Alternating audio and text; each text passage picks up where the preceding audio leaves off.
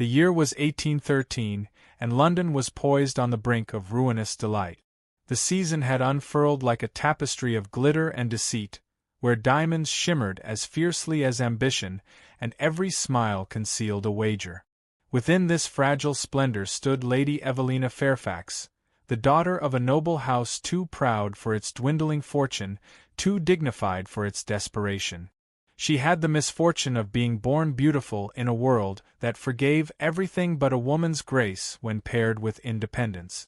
Tonight she was the flame at which every gaze burned, and would soon be the scandal that every whisper fed. The ballroom of Devonshire House trembled with the hum of expectation. Candles wavered in their silver sconces, casting tremulous halos over silk and lace. Rumor, that silent serpent of society, had begun its slither hours before the guests arrived. There was talk that the Duke of Wycliffe, England's youngest peer and the Crown's rising favourite, intended to announce his engagement before midnight. All eyes turned toward Evelina, radiant in ivory satin, her composure so precise that one might have mistaken serenity for safety. The Duke watched her from across the room, tall, severe, a man whose restraint made even silence magnetic. His dark gaze carried the gravity of duty, the weight of inheritance. Yet in it lingered something tender, almost wounded, a secret warmth reserved for the woman who now smiled as though she had no notion of the storm building around her. He was not a man prone to folly, yet tonight his every restraint wavered. He had written her a letter, now sealed in his breast pocket, asking her to be his wife. And though he had faced Parliament and princes, it was her answer he feared most. But the world has a talent for cruelty dressed as ceremony. Before the orchestra struck the next waltz, a murmur coursed through the hall, small at first, then swelling like a tide that could not be contained. A letter, they said, had surfaced. A letter penned by Lady Evelina herself, written to a foreign attaché, too warm, too familiar, scandalously intimate. By the time the gossip reached the edges of the ballroom, it had already transformed her into something monstrous, a woman of feeling which society could never forgive. Evelina did not yet know what had begun. She stood by the gilt-edged mirror, accepting compliments with that soft politeness that made her beloved among those who envied her most. Yet when Lady Weatherby, whose kindness was a dagger wrapped in lace, approached, Evelina sensed the change in air. Conversations hushed as she passed. Fans fluttered like wings of judgment. And then, like a wound laid bare, the letter appeared, folded, smudged, and trembling between gloved fingers. The Duke reached her side an instant too late. The host's voice, heavy with false civility, filled the space where music had been. "My dear Lady Evelina," he said, "surely you can deny what is written in your own hand?" The room seemed to tilt. The parchment bore her name, her seal, everything but her heart. The inked words blurred before her eyes, and for a moment she could not breathe. Her father, already frail, stood across the room, his face drained of blood. In the crowd's silence, she heard the faint click of her own downfall. The Duke took the letter, scanning it once, his jaw tightening. The accusation was clear, the forgery perfect. Every eye waited for him to speak, to defend her or to preserve himself. His silence stretched like a blade. "Your Grace," she whispered, her voice breaking against the marble hush. "You know this cannot be mine." He looked at her then, not as a man looks upon the woman he loves, but as one already sentenced by expectation. The king's adviser stood nearby, watching, his expression unreadable. The Duke's hand trembled. He could destroy the lie with a word, but that word would cost him everything. His title, his standing, his place beside the crown. And so he bowed, slowly, formally, as though burying something sacred. "I regret," he said softly, "that the evidence leaves me no choice." The sound that followed was not laughter, not outrage, but something far crueler, the sigh of collective satisfaction. The orchestra resumed, as though scandal were simply another measure in the dance of the elite. Evelina's knees faltered, but she did not fall. She turned away, spine unbent, eyes fixed on the doorway where the cool night waited. Outside, the air cut sharp as glass. The rain had begun, soft at first, then steady, as though the heavens themselves mourned with discretion. Her carriage waited in silence, the crest of the Fairfax line glistening faintly in the lamplight. Inside, her father sat with his hands clasped tight, a man broken by debts and disgrace. Neither spoke. There was nothing left to say. By morning, the scandal had blossomed in every drawing-room from Mayfair to Bath. Her innocence was irrelevant, her silence damning. Invitations vanished, former friends turned faces. The Duke's name remained unsullied. He was pitied, even praised for his restraint. Evelina became a lesson mothers whispered to daughters: beauty without caution, affection without permission. Weeks later, as the last of their carriages rolled out of London, she looked back at the city that had devoured her. Smoke curled above the rooftops, blending with the pale spring mist. Beneath her gloves, her hands trembled, not with despair, but with a strange, unyielding calm. She had loved with honesty and been punished for it. She would not weep for the approval of liars. In the quiet countryside, far from the salons and masquerades, Lady Evelina Fairfax ceased to exist. In her place rose a woman of silence, patient, resolute, tempered by shame but unbroken by it. She tended to her mother's illness, read by candlelight, and learned that solitude could be both punishment and sanctuary. Years passed in the hush of self-exile, and the memory of the Duke, his voice, his gaze, his betrayal, became something ghostlike, too distant to touch, too near to forget. Yet even ghosts have their seasons. 6 years later, the world would summon her name again, not with mockery but with curiosity. There would be whispers of her return, rumors of a new invitation, a second season. And in a ballroom glittering with the same cruel light that had once destroyed her, a man would stand waiting, older, wearier, but still carrying the silence they both had borne. For now, though, she was alone with the wind and her own resolve. She stepped from the carriage as dawn broke over the barren fields, the hem of her gown brushing the wet earth. The horizon stretched cold and infinite before her, a kingdom she would rule only by endurance. Behind her, London continued to waltz. Ahead of her, silence waited. And somewhere between the two, the Duke of Wycliffe pressed a hand to his breast pocket, where an unopened letter lay, creased, unread, but never destroyed. He had done what honor demanded. But as the first light touched the city's spires, he whispered into the emptiness, unheard, "Forgive me, Evelina." And though she could not hear him, something in her heart stirred, as if the echo of that whisper had crossed the miles to find her, and refused to fade. 6 years had passed since London devoured her name, yet its hunger had not waned.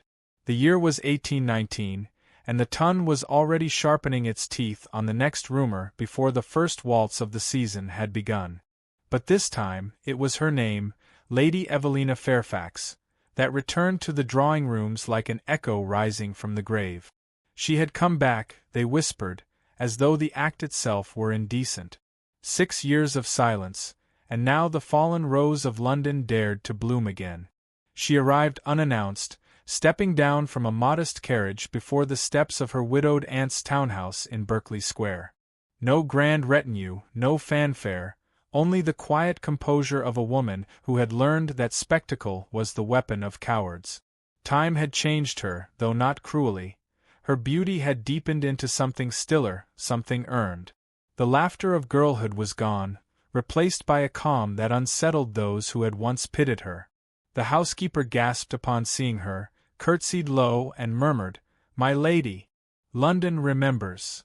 Evelina only smiled faintly. Then let it remember what it chooses. By the week's end, her name was again on every tongue. Some claimed she had returned to beg for forgiveness, others that she had married secretly and was now widowed and penniless. But the boldest rumor, the one that kept drawing-room fires burning late, was that she had come back for the Duke of Wycliffe. He, too, had changed. 6 years of politics and restraint had carved new lines into his face, a mixture of intellect and fatigue. He was now among the most influential men in Parliament, the quiet favorite of the Prince Regent, and, if whispers were true, on the verge of a strategic marriage that would seal his fortune. Yet there were nights when his composure broke, when a melody heard at a distant soirée or a name mentioned too carelessly could draw the ache back to the surface. He had never burned the letter she'd sent before her exile, the one he had not dared to open. It remained sealed in his desk, as though unread words could preserve the illusion of innocence. When the Duchess of Harcourt sent word that Lady Evelina would attend her first London ball since her return, the entire city held its breath.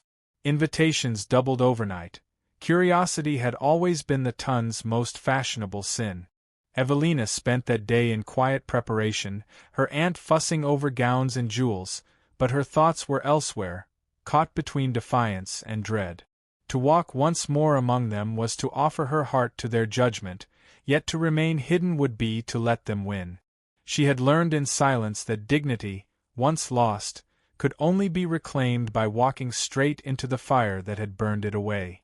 That evening, when she entered the Duchess's ballroom, conversation fell like a curtain. No one had forgotten, every eye followed her. She moved through the throng with the same grace that had once undone them, but now her beauty was an armor, not an invitation. Those who dared to greet her did so with brittle smiles and voices brightened by guilt. The air itself seemed to hesitate between admiration and condemnation. Across the room, the Duke of Wycliffe stood beneath the chandelier, his dark attire stark against the sea of pastels. He had told himself he would not look. He had promised his own heart restraint. But when she appeared, all reason dissolved. For 6 years he had imagined her face in the quiet hours between midnight and dawn, and now, there she was, no longer memory but living truth. Their eyes met. The orchestra's tempo faltered, as if the music itself remembered. He inclined his head, the faintest bow of acknowledgment, though his heart thundered as it had the night he lost her. Evelina's breath caught, but her expression remained unreadable. In that suspended moment, every slight, every heartbreak, every unsent apology lived between them. The waltz began anew, and he crossed the floor. The crowd parted, the murmur rising behind him like the swell of a tide. No one dared interrupt, for even scandal has its sacred moments. He stopped before her and spoke in a voice low enough for only her to hear. "My lady, it has been too long." Her reply was measured, almost gentle. "Time does not dull memory, your grace. It only makes silence heavier." He flinched slightly, the ghost of regret flickering across his composure. "I have carried that silence as punishment," he said. "And yet you kept it," she answered, eyes steady. "How convenient that punishment and protection should look so alike in a man's heart." For a breath, they stood without words, the world around them dissolving into nothing but the shared weight of what was unsaid. Then, almost impulsively, he offered his hand. One dance. If not for the past, then for civility. She hesitated.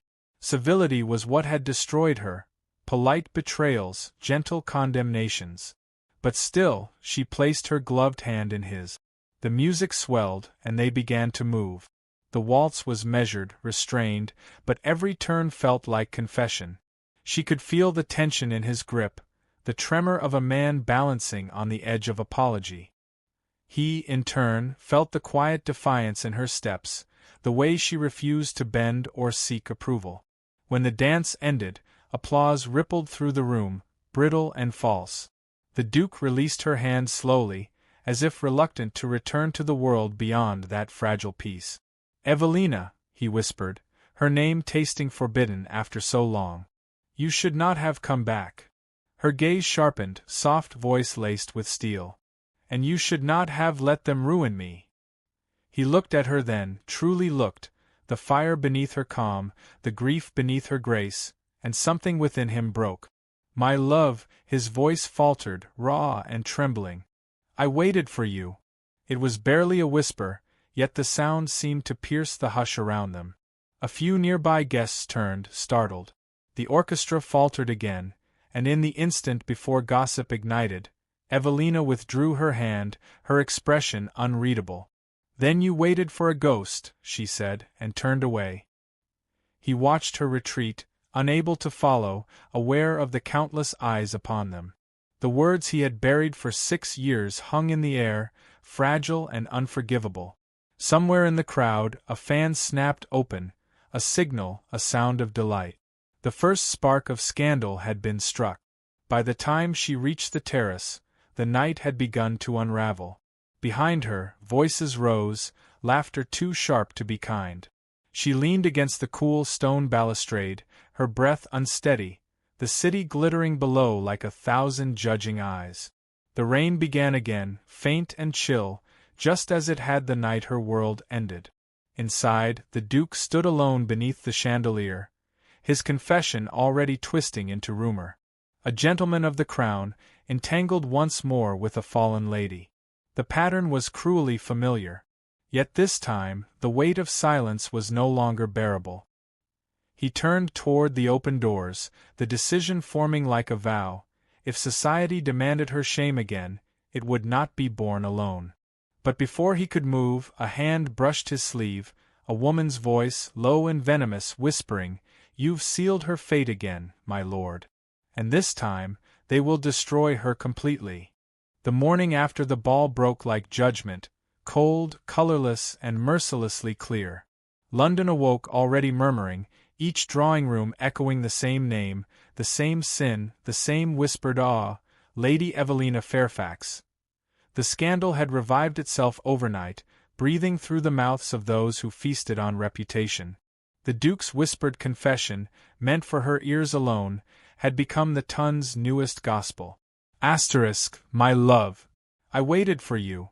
A single phrase, stripped of context, was now the story of a woman's ambition and a man's weakness.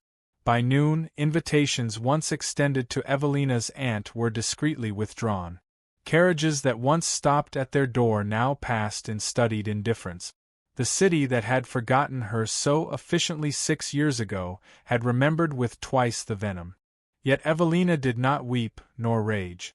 She had expected cruelty. She had learned its rhythm long ago. What struck her most was not the return of scorn, but the absence of surprise. In the stillness of her chamber, she reread the letter she had never sent, the one written 6 years earlier, sealed and hidden in a wooden box among her few treasured relics. Its paper had yellowed, the ink faded to a sepia whisper. "I will not hate you," she had written, for I cannot. "But I will remember that silence is not mercy, and absence is not love." She pressed her fingers to the faded words, wondering if he would ever understand that forgiveness was not the same as return. The Duke of Wycliffe, meanwhile, faced a reckoning of his own. That morning, he received 2 visitors: Lord Harwood, his political ally, and the Prime Minister's secretary. Their message was curt, wrapped in civility. The Crown could not afford scandal. His associations, they said, must reflect the dignity of his position. Lady Evelina's name was now poison, her presence beside him, intolerable. If he valued his influence, he must keep his distance. The Duke nodded with measured restraint, thanked them for their counsel, and dismissed them. Only when the door closed did he allow the tremor to reach his hands. For 6 years, he had borne the guilt of her exile in silence, convincing himself that sacrifice was noble, that distance was duty. Now he saw what that lie had cost her: her dignity, her peace, her very place in the world. And still, she had faced him last night with a calm that shamed him more than her tears ever could. By afternoon, he could bear his remorse no longer. Disregarding propriety, he ordered his carriage and went to Berkeley Square. The streets seemed to watch him as he passed, the invisible eyes of a city that thrived on downfall. When he arrived, the butler hesitated before opening the door, but the Duke's expression left no room for refusal. Evelina's aunt was conveniently out, perhaps purposefully so. He was shown to the garden. The March air carried the faint scent of damp earth and newly cut roses. Evelina stood at the far end, dressed in pale gray, her hair pinned simply, her posture as composed as ever. She did not turn when he approached. I should not have come, he said quietly, and yet I could not stay away. Her voice was even. That has ever been your way, hesitation cloaked in courage. He flinched. You think me a coward. I know you are, she replied, facing him at last. But cowardice born of conscience is still cowardice. You had power enough to ruin me or redeem me, and you chose silence. Do you imagine I do not know what that cost you? I only wish it had cost you more. Her words struck him like confession. You think me unfeeling, but I have lived every day of these 6 years with your absence as punishment. I did not defend you then because I was ordered to protect the crown. I was told that your family's disgrace would bring ruin upon mine, that even speaking in your favor would end every hope of service. I chose obedience. And you called it love, she said, her tone soft but deadly. He stepped closer, his composure breaking. It was fear that if I defied them, I would lose the very means by which I could one day make amends. But I never forgot. Not one day. She looked away, her gaze falling on the roses trembling in the breeze. Do you know what silence becomes after 6 years, Your Grace? It hardens into stone. It fills the cracks where trust once lived. He moved to stand beside her, their reflections faintly visible in the glass of the garden doors. I cannot undo what was done, he murmured, but I can speak now, and I will. Let them strip me of favor, let them whisper. I am tired of their mercy. Evelina's hand brushed against the wrought iron railing, her knuckles pale. And when they turn on you, as they will, what then? You will bear it for a week, perhaps 2. But the world forgives men their indiscretions and women their shame never. You will rise again, and I will fall once more. He turned toward her, desperation flickering in his eyes. Then let me fall with you. The simplicity of the words disarmed her. For the first time, the tremor of sincerity cracked through his restraint. She wanted to believe him. God help her, she did. But belief had cost her everything once before. The faint rustle of fabric drew her attention, a shadow at the edge of the hedgerow, a movement too still to be innocent. A servant, perhaps, or worse, a listener. Her pulse quickened. You should not be here, she said suddenly, her tone sharp. Every word we speak feeds the same mouths that ruined us. He followed her gaze, eyes narrowing. Then let them choke on it. Before she could respond, the sound of footsteps broke the fragile quiet. The housekeeper appeared, her expression taut. My lady, she said, her voice trembling, there is someone inquiring after you. A messenger. He would not give his name, only this. She held out a folded note. Evelina took it, her breath steady though her fingers trembled. The seal was unfamiliar, yet something about the handwriting pricked at memory. She broke it open, scanning the words once, twice, before the color drained from her face. What is it? The Duke asked, stepping forward. She folded the paper carefully, as though it might vanish if handled too roughly. Proof, she whispered. Proof that the letter, the one that damned me, was never mine. His heart jolted. Who sent this? She shook her head, the faintest tremor in her voice. Someone who signs only with an initial. An H. Before he could speak again, the wind caught the edge of the paper, fluttering it like a fragile heartbeat. Evelina clutched it to her chest, her eyes bright with something perilously close to hope. Yet beneath it, fear stirred, a knowledge that truth in London was never salvation, only another beginning of war. The Duke reached for her hand, but she stepped back, shaking her head. If this is true, everything changes, she said softly. But not as you think. Secrets do not die quietly, and whoever buried this one intends it to rise again. He looked at her, seeing for the first time not the woman he had lost, but the one she had become, stronger than scandal, braver than pride. Then we face it together, he said. But she did not answer. She turned toward the shadowed garden gate where the messenger had vanished, her mind already elsewhere. Together, she murmured, more to the wind than to him. We shall see. The letter burned before her eyes. Not in fire, but in meaning. Evelina stared at the words until they blurred, each line a blade cutting through 6 years of lies. The letter that damned her had been forged. The realization did not bring relief, it brought collapse. Everything she had endured, every humiliation and exile, had been built upon falsehood. She felt her knees weaken, but pride held her upright. She would not fall. Not now. The Duke stood silent beside her, his expression unreadable. Only the faint tremor in his jaw betrayed the storm within. Who would do such a thing? He asked, though the question seemed rhetorical. Both of them knew, scandal was never born of chance. It was orchestrated, controlled. And someone, somewhere, had profited from her ruin. Evelina pressed the letter to her chest. An H, she murmured. That is all it says. But I knew one once, a man who called himself Henry Ashcroft. He was my father's solicitor. The Duke's eyes darkened. Ashcroft was dismissed from the Treasury for fraud 5 years ago. He disappeared after that. Then he had reason to hide, she replied. And reason to remember me. He stepped closer, voice low. Evelina, if this letter is true, then whoever forged that scandalous note sought to destroy not just your name, but mine. Our betrothal was ended because of that letter. My withdrawal sealed your fate. Her expression did not soften. You speak as though regret might rewrite history. It cannot. He met her gaze squarely.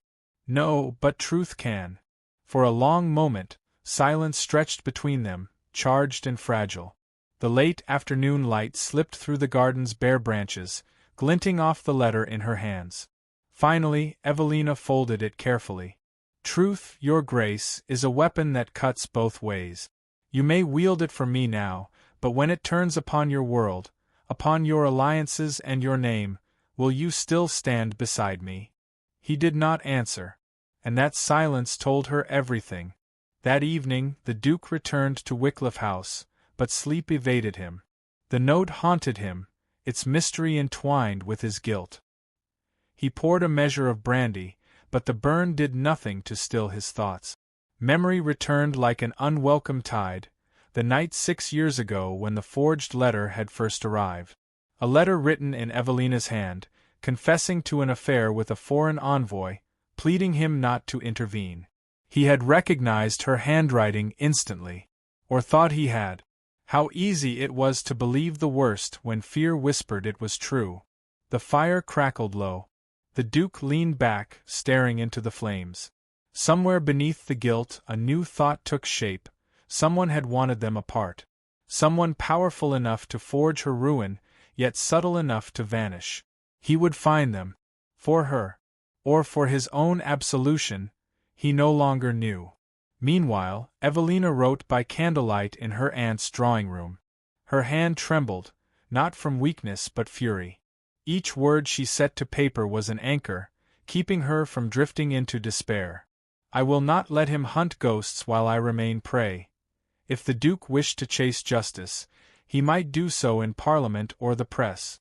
She, however, would seek answers where truth was earned, in the shadowed corners of London where gossip was born. When dawn came, she was already gone. By noon, her carriage rolled through the narrow streets of Clerkenwell, a place no lady of her standing should be seen. The air smelled of smoke and iron. Children darted between carriages, market women shouted their wares. She found the address she sought, a crooked building bearing a faded sign. H. Ashcroft, Correspondence and Accounts, Defunct. The door hung half open. Inside, dust thickened the air. Old papers lay scattered across the desk, ink pots dried to black stone.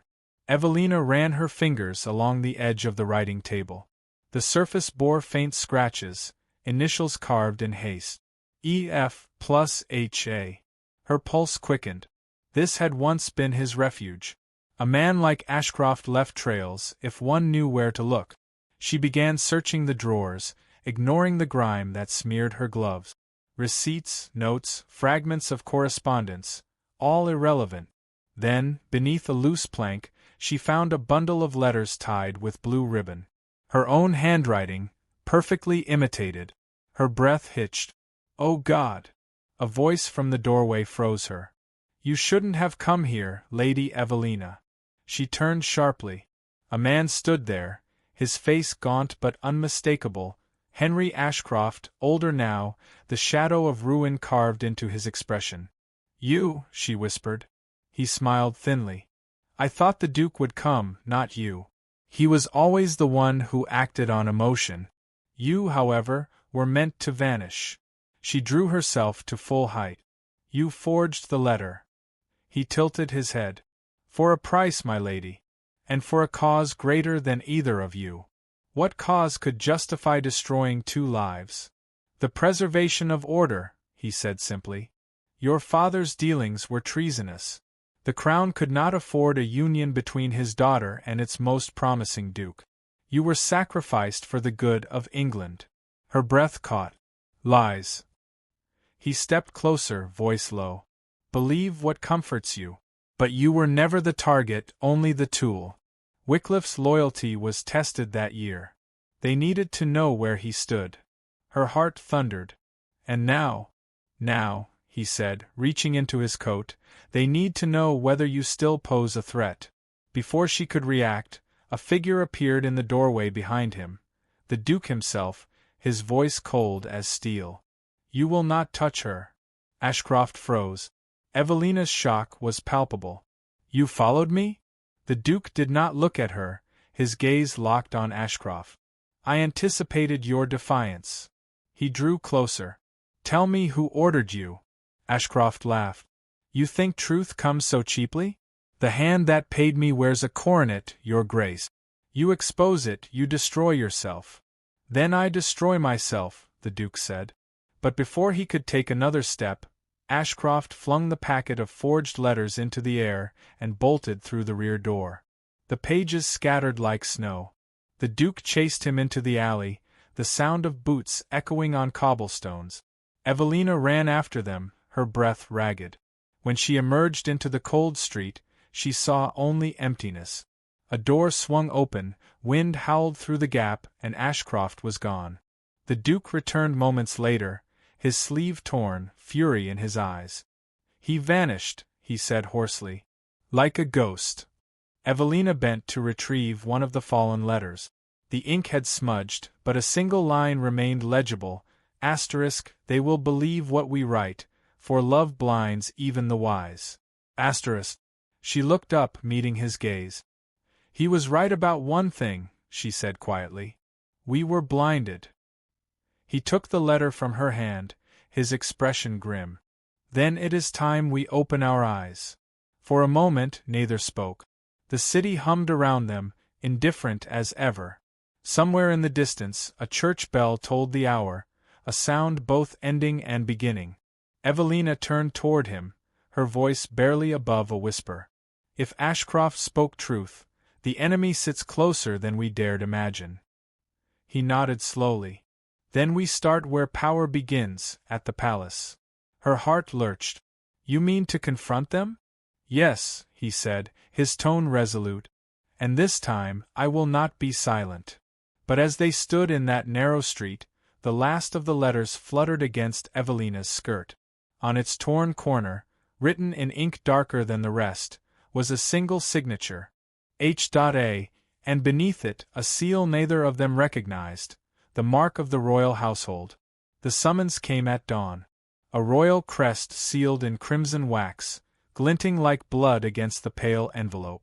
The Duke of Wycliffe read it once, then again, his jaw tightening with each line. The message was brief. "His Grace is requested at the palace at once, a matter of utmost discretion concerning Lady Evelina Fairfax." By the time the carriage reached St. James's, London was still veiled in mist, the city hushed as though it too awaited judgment. Inside, beneath chandeliers of cold brilliance, the Duke stood before the men who had ruled his fate once before, men whose faces wore the stillness of marble and the cunning of serpents. "Your loyalty was once unquestioned," intoned Lord Pembroke, his voice heavy with measured disdain. "But your recent pursuits have raised concern." The Duke's hands clenched behind his back. "If loyalty means silence while innocence is destroyed, then I confess my guilt freely." Pembroke's gaze flickered toward the king's secretary, a thin man with eyes like dull glass. The lady in question was disgraced by her own father's dealings. You seek to rewrite history to ease your conscience. I seek truth, Wycliffe answered, his voice low, resonant. And if truth exposes treachery in this chamber, then so be it. A murmur rippled through the room. Pembroke leaned forward. You forget yourself, your grace. Do not presume to challenge the crown's will. The Duke's eyes burned. I challenge only the lies spoken in its name. He knew the danger in every word, yet he could not stop. The ghost of Evelina's pain demanded it. The 6 years of silence, her shattered reputation, her quiet endurance, it all demanded a reckoning. At last, Pembroke exhaled. Then you leave us no choice.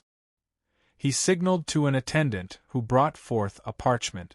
By command of His Majesty, you are relieved of your political duties, pending investigation. You will not leave London without permission. The Duke bowed slightly, the gesture cold and precise. Then I am, at last, a free man. He turned and walked from the hall, his steps echoing through corridors gilded in hypocrisy. Outside, the mist had begun to lift, and waiting at the edge of the palace gates, cloaked against the chill, stood Evelina. He halted, breath catching. You shouldn't be here. I had to know, she said, voice trembling with controlled emotion. They sent for you. I feared. Fear nothing for me, he interrupted softly. They have taken what power they could. The rest they cannot touch.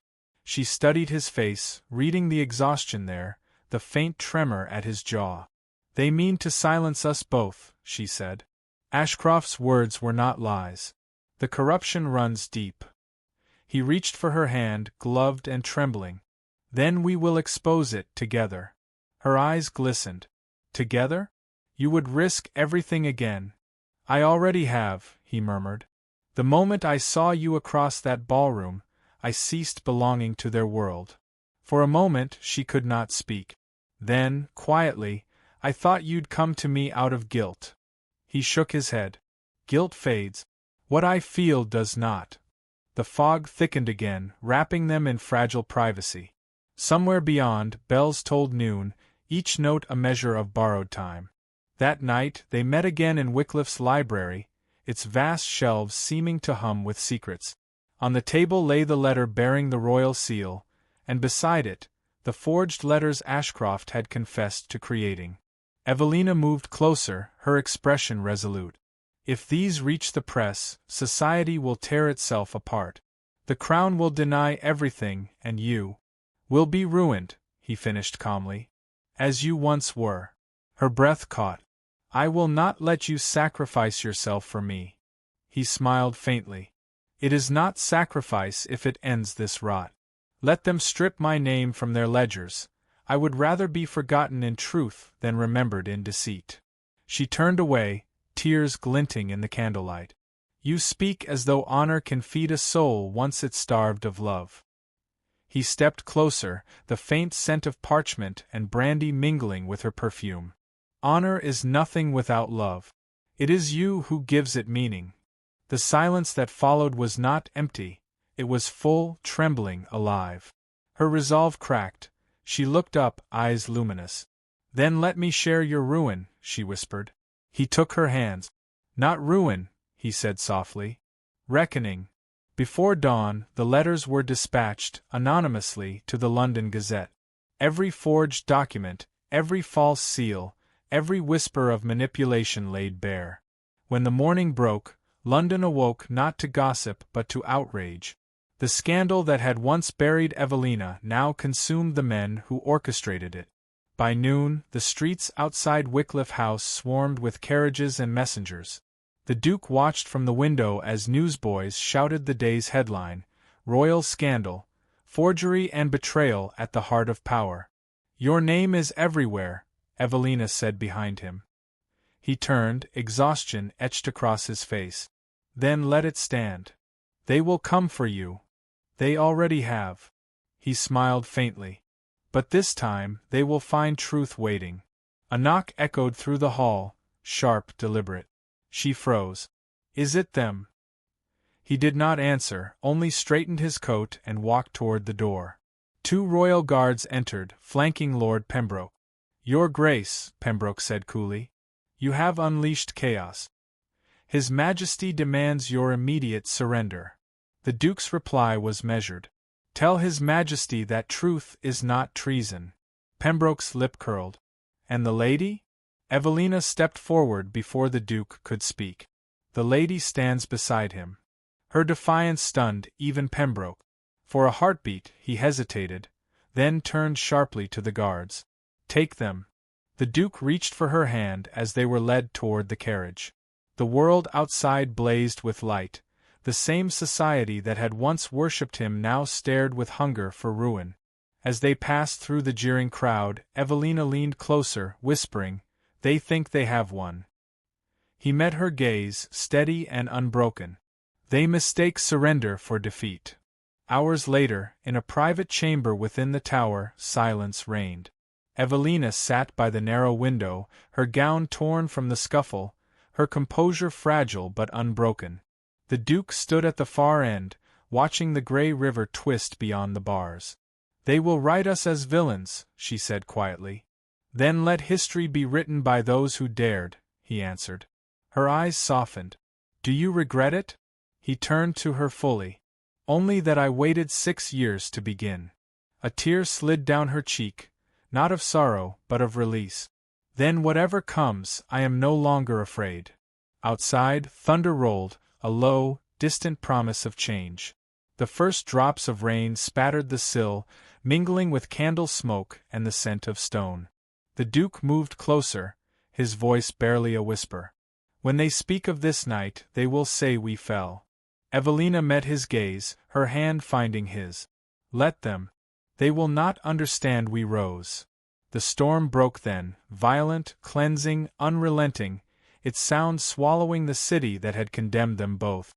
And in that gray dawn of rebellion, the world turned quietly, awaiting the reckoning to come.